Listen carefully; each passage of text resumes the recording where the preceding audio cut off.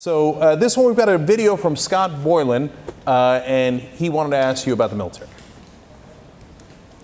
With the Department of Defense spending $47 million to build a $500,000 gas station in Afghanistan, and the U.S. Army not being able to account for over $6 trillion in spending, is this negligence or is it corruption?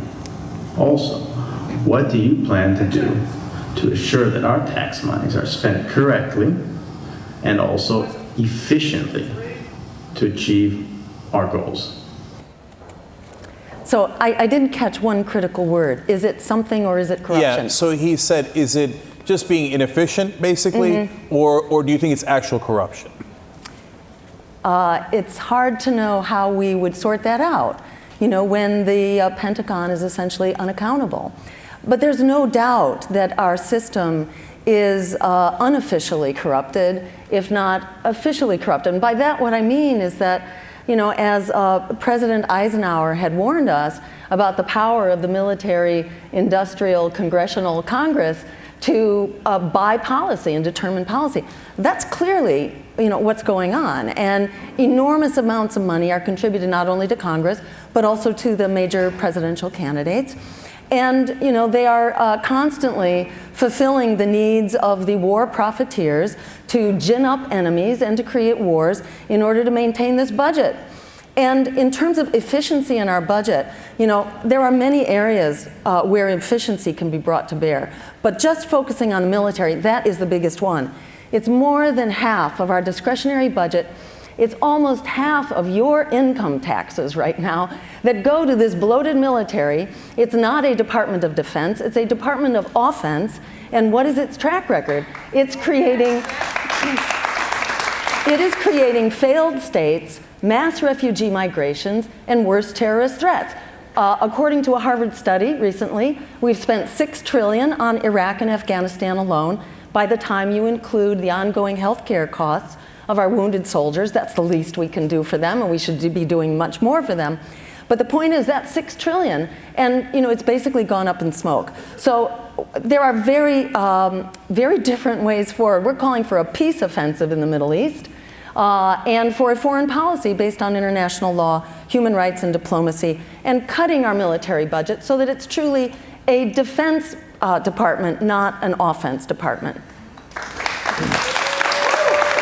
So Ronald Wolf also sent in a question on this topic, and I think it serves as a good follow-up to Scott's question. How would you scale down the Pentagon budget and control corrupt contracting practices while convincing Americans, our allies, and others that we are prepared to defend ourselves if necessary? Great. So, you know, one way that we scale things down is, you know, we have a pay-to-play rule, you know? And not only do we scale down the size of the budget, but we also scale down the influence peddling in that budget, you know? If the rules of the game eliminated those who are buying influence from actually capturing those contracts, then, you know, we would see a very different Department of Defense. That's one way to weed it out. Another way to weed it out is let's just put an end to the revolving door so that people are not moving from the industries into the Department of Defense, you know, or into other areas that determine the contracting. So it's not so much how do we do this, you know. In my view, how we do this is by building a strong political alternative that demands that there's a different way forward. And in terms of convincing people that it's safe, you know, I'd say let's start by having a public discussion. Why is it that the Democrats and Republicans insisted, you know, on silencing political opposition? Because they know that their proposals do not stand up to the light of day, that these policies of endless militarism, we've been at war in Afghanistan now for 16 years. Every war we have conducted as part of this cycle of war on terror, every one has been a shocking failure. Every so-called terrorist entity that we've been fighting has only gotten stronger, has conquered more territory, has been turned into a global movement. This strategy of brute military force is a massive and catastrophic failure. It needs to have the light of day shined on it. And people need to know that there is another way forward. And that begins with a weapons embargo on the Middle East, since we are the major supplier of weapons excuse me, to parties on all sides. We can begin this embargo quite effectively.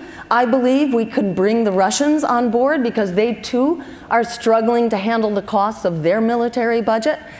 They too are struggling with the consequences of unbridled terrorist extremism. That blows back at them equally. So there's a very different path forward here. It starts with a weapons embargo, and then it moves to freezing the bank accounts of those countries who insist on funding terrorism. And the recent email leaks revealed that Hillary Clinton is well aware that the leading funder is none other than our good ally, Saudi Arabia. So we need to get clear with Saudi Arabia that we cannot simultaneously, with one hand, fight terrorism, while with the other hand, we and our allies are funding terrorism, training terrorism, and arming terrorism. We have to decide which way is it. So now let's get really into the nitty-gritty of this issue in this area, because I think it's really important for people to know where you stand. So I'm sure that some would say, well, look, if you do that with Saudi Arabia, you're going to endanger our alliance with them. And if you do, there will be some consequences. And maybe we can live with those consequences. But one of them is likely the price of oil will go up. Because it appears that the deal we've made with the Saudis is you go do whatever you're going to do, but you keep OPEC under control and make sure that our gas prices aren't that high. Are you willing to say to the American people, yes, your gas prices might go up, but we need to do this deal? Well, as a matter of fact, you know, if that were the issue, gas prices going up, simply the savings on our military budget, which remember is draining more than half of our discretionary budget, we have more than enough money to help subsidize that price of oil and ensure that there's not a significant rise. And the companion, actually, to our foreign policy is this call for an emergency green energy jobs program.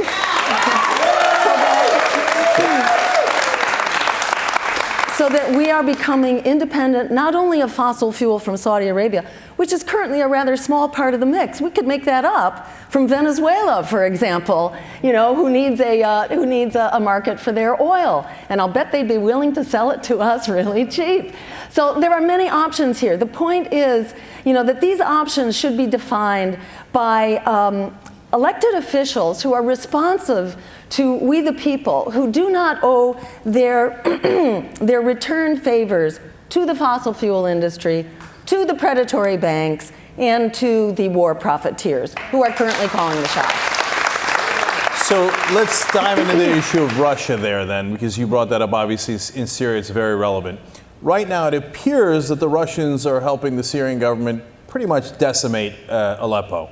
So I assume you're concerned about that. How do you deal with the Russians and try to persuade them to not do that?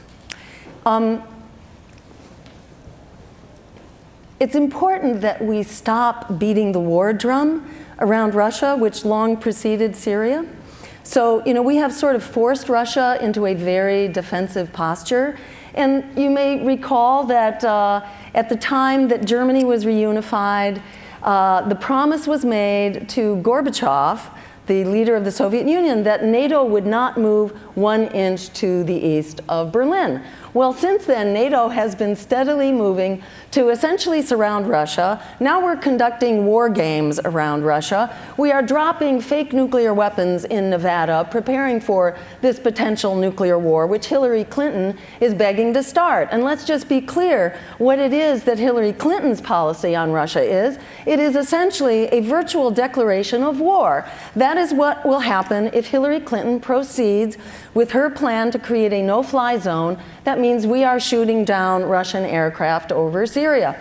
So in my view, Zbigniew Brzezinski, who used to be the main proponent of US domination of the Middle East and Asia, He's kind of like the original neocon. He has changed his tune after decades of advising presidents. He's now changed his tune to say the future, the 21st century, is not about tough guy, bully in the schoolyard domination. It's actually about collaboration, and that we need to begin working out our common interests with Russia as well as with China and developing a collaborative way forward. As horrible as Aleppo is, let's just remember that there was a ceasefire which the U.S. broke by bombing forces which were not moving around. They had been stationary there for quite some time. So it was really perceived as our intentional disruption of this ceasefire. This is not to say that we are the bad guys here, but rather that there are no bad guys and there are no good guys. We need to enter into dialogue here as part of the community of nations. There are many areas where we need to collaborate with Russia, not only to stop the disaster in Syria, but also on nuclear weapons and on climate change. These are incredible catastrophic threats to us all. If we had honest brokers rather than tools of the defense industry who were negotiating, and this is not to impugn John Kerry, because I think he's done a pretty reasonable job given the tools that he's been handed. But I think we could be handing our Secretary of State far better tools to work with. We could have a much more collaborative position with Russia. So I think that everyone is clear that you would be on a much less war footing than either the Democrats or the Republicans. You want to roll that back. You think it's been counterproductive, as you've clearly explained here. What I want to understand is the parameters, Dr. Stein, of where you would use force. Mm-hmm. So let's take an example. In Syria, let's say we've got your intelligence officials come in, you're the president, and they say, we have Abu Bakr al-Baghdadi. Can we do a drone strike to kill him? What would you say? Well, in my view, you may remember that Israel at one point got their hands on Adolf Eichmann, who had murdered 6 million Jews. They could have thought, wow, we got to get this guy. This is like the world's worst guy ever. We got to take him out. They did not take him out. They complied with international law. They captured him. They brought him through the agony of a trial, and he paid the ultimate price. In doing so, we upheld a system of international law. Either we are a world of laws or we are a world of bullies. Which is it going to be? I think we need to set the right example, and we need to go forward. Where I would use force is where international law allows us to use force, which is when we ourselves are under imminent threat of attack or we actually are under attack. So just to be clear here, you would not do this drone strike on Baghdadi. Would you have special forces go in to try to extract them, as they kind of did with bin Laden before they executed him, as they did in Somalia with a warlord there? Or no, you're not going to send in special forces or the strike? No, I think special forces are an acceptable option, in a policing action. That is different, from a violation of international law or an act of war. I think we need to uphold international law if we want to have a world that we can all live in. So if there was a judgment against al-Baghdadi in an international tribunal, then you could send in special forces to, in essence, arrest them? I'm asking, I don't know. Yeah, so, technically, I haven't looked at those rules, but if those indeed are internationally respected rules, then yes. Okay. But, drone strikes are an assassination program, and we know that they are wrong 9 times out of 10. And we also know that where drones have been used, they have been extremely effective in mobilizing the local population against us and becoming a recruiting tool for the very forces that we claim to be fighting. So no, I would not use drones as a weapon of war. It is not a surgical strike. It is a highly effective way to mobilize people against us. One last question about Iraq and Syria. If our allies in Baghdad say, hey, these guys have not only taken Mosul and all the cities that they have, they're advancing on Baghdad. We really, really need your help. What would be your response? I think this is why you don't want to get into sort of that kind of brinksmanship situation. This is why I think we need to act now, and we need to act now to engage a weapons embargo so that we have not only the US, but we also have the Russians and our allied forces. So much of ISIS's success now has been in part supported and fostered by our allies. We need to cut that means of support, the care and feeding of terrorist forces that is going on by the Saudis through their supply of weapons, through their funding, and through their training. This is why we need to cut it off now, because we might be able to hold Baghdad for weeks or even a year. But what the past 16 years has shown is that everywhere that we have won a victory, that victory has been reversed. We've seen Aleppo change hands 5 or 6 times. The same with Mosul. So are we going to just blindly continue this cycle that only creates worse violence? It's not only that this fails, it's that it creates the next generation of violence and terror, and we only dig ourselves in deeper. You know who makes independent media possible? You guys. Because of you, we can actually do this show free of any outside influence. That's what makes us so strong. Become a member today. tytnetwork.com/join. You are the media.